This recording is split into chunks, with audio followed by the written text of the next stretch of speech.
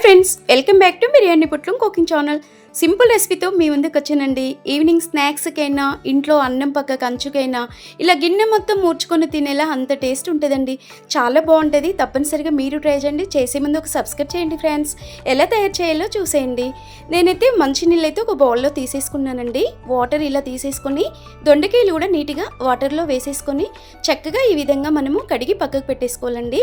నేనైతే 250 గ్రామ్స్ తీసుకున్నానండి. మీకు కావాల్సినన్ని మీరు తీసుకోవచ్చు. చేసేంత ఓపిక ఎక్కువ మంది ఉంటే కాస్త ఎక్కువ దొండకాయలు వేసుకోవాలండి. చూడండి, నేను 1/2 కిలో దొండకాయలు నీట్గా ఇలా పొడుగులో కట్ చేసుకున్నానండి. ఈ విధంగా తప్పనిసరిగా మనము పొడుగులోనే కట్ చేయాలండి. దొండకాయ ముక్కలు అనేది అడ్డంలో కట్ చేయకూడదు. రెసిపీ అనేది పొడుగులో కట్ చేస్తే పర్ఫెక్ట్గా వచ్చేస్తుంది. చూడండి, మనము ఏమేమి వేసుకుంటే బాగుంటుంది, ఎంత క్రిప్సీగా వచ్చేస్తుందో చూసేయండి ఫ్రెండ్స్.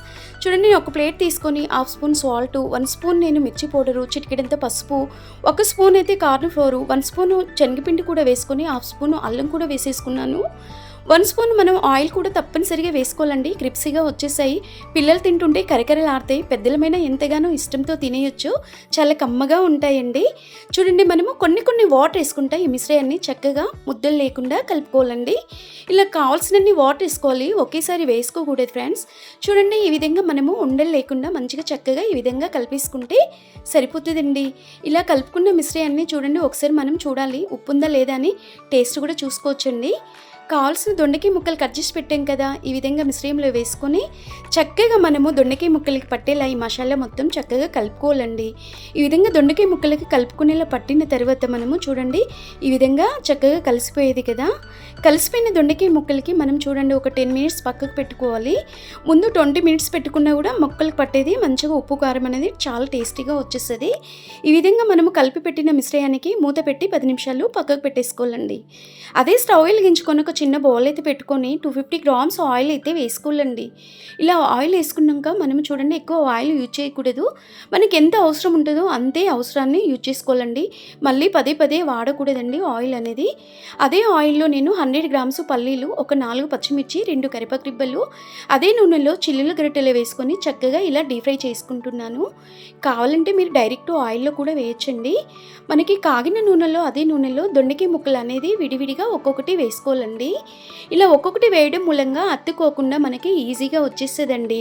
మరి రెస్టారెంట్ స్టైల్లో, కేటరింగ్ స్టైల్లో ఇంట్లో పప్పంచుకు కానీ, రసమంచుకు కానీ, పిల్లలకి లంచ్ బాక్సులకి స్నాక్స్ టైప్ కానీ, మధ్యాహ్నం స్కూల్స్ కదండి, ఈ విధంగా పెట్టామనుకో గిన్నె మొత్తం కాల్ చేసుకొని తెచ్చేస్తారండి. అంత టేస్టీగా ఉంటుంది, చాలా కమ్మగా ఉంటాయి ఫ్రెండ్స్. మరి మీరు తప్పనిసరిగా ట్రై చేయండి. చేసే ముందు నాకు ఒక సబ్స్క్రైబ్ చేయండి ప్లీజ్ ఫ్రెండ్స్.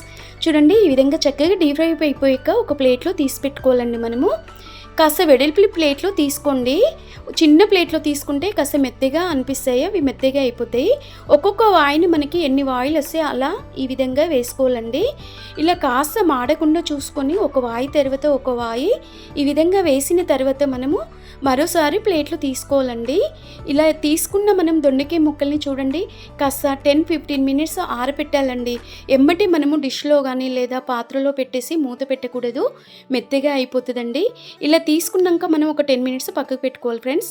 చూడండి, మరి డీప్ ఫ్రై చేసిన మనకి పల్లీలు, పచ్చిమిర్చి ముక్కలు, కరివేపాకు ముక్కలు కూడా వేసేసాం కదా. స్నాక్స్ అయితే రెడీ అయిపోయింది ఫ్రెండ్స్. మరి దొండకాయ పకోడీ అంటే ఎంతమందికి ఇష్టమో కామెంట్ చేయండి, అలాగే లైక్ చేయండి.